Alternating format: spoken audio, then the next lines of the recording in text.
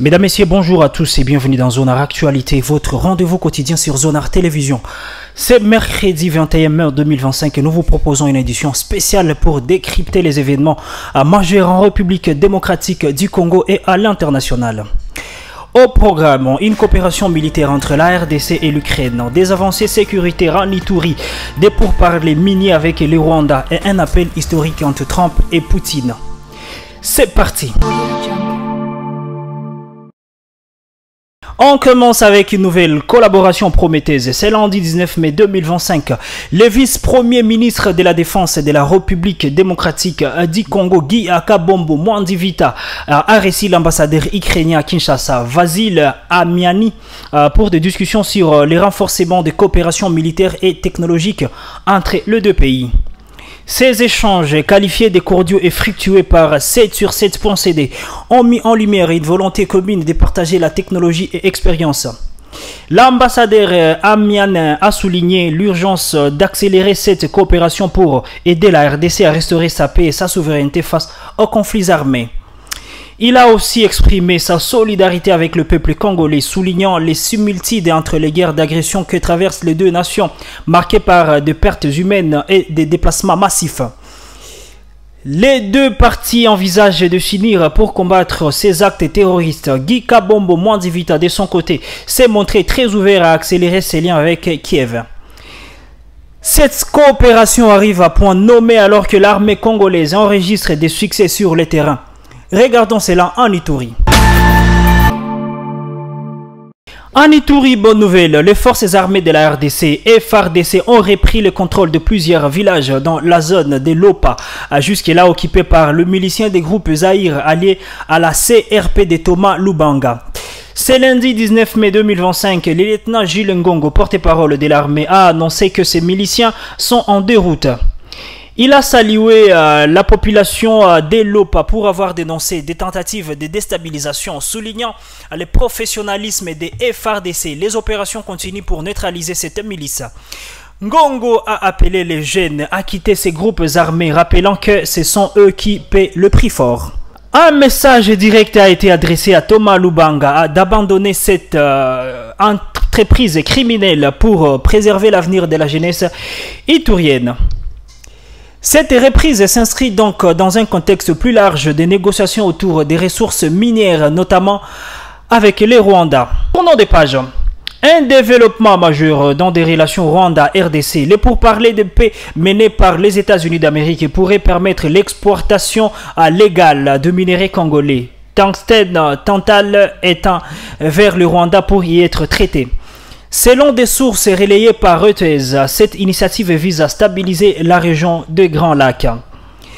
L'Est du Congo, riche en minéraux, est au cœur des conflits où Kinshasa accuse Kigali de piller illégalement ses ressources via les M23.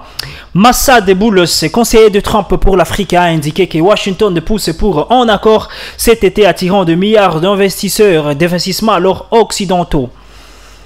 Un diplomate a expliqué que légaliser ces commerces pourrait réduire les tensions, tandis que le Rwanda y verrait un gain économique et la RDC une industrialisation accrue. Cependant, un responsable congolais insiste, aucune coopération ne sera possible sans retrait des troupes rwandaises et respect de la souveraineté congolaise. Pendant ce temps, une affaire judiciaire secoue Kinshasa avec Joseph Kabila. Tournons les regards, tension au Sénat. Aujourd'hui, hier alors, mardi 20 mai 2025, l'ancien président Joseph Kabila, convoqué à 11h juste pour se défendre face à des accusations de crimes de guerre et de soutien au M23, ne s'était pas présenté. En séjour à l'étranger, il est poursuivi pour trahison, crime contre l'humanité, massacre de civils et crimes de guerre. Avant-hier, le bureau du Sénat a formé une commission spéciale de 40 membres présidée par Christophe Lutundula, ancien ministre des Affaires étrangères, pour examiner la levée de son immunité parlementaire. Avec un délai de 3 jours et l'audition à huis clos, l'auditeur général a présenté ses preuves lundi, mais Kabila reste absent malgré une convocation officielle.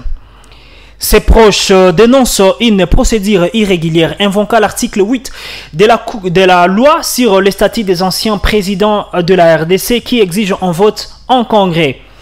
Le rapport de la commission sera soumis à une plénière pour dénicher et décider des poursuites. Cette affaire, mesdames et messieurs, s'ajoute aux tensions politiques, notamment autour de Moïse Katumbi Tchapwe et de l'ensemble. Les partis Ensemble pour la République dénoncent des perquisitoires répétés dans les résidences de son leader Moïse Katumbi. Avant-hier, lundi 19 mai 2025, son secrétaire général Dieudonné Bolonguete a critiqué ces opérations à Kashobwe, Futuka, Mulongo et Kinshasa, les qualifiant d'abus du régime de Tshisekedi. Il acquise ainsi le pouvoir de désigner des boucs émissaires pour détourner l'attention des scandales, des corruptions et des détournements.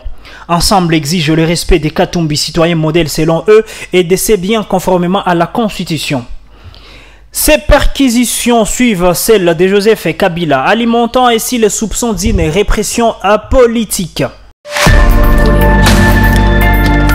Passons à l'international où un appel entre Donald Trump et Poutine marque un tournant majeur.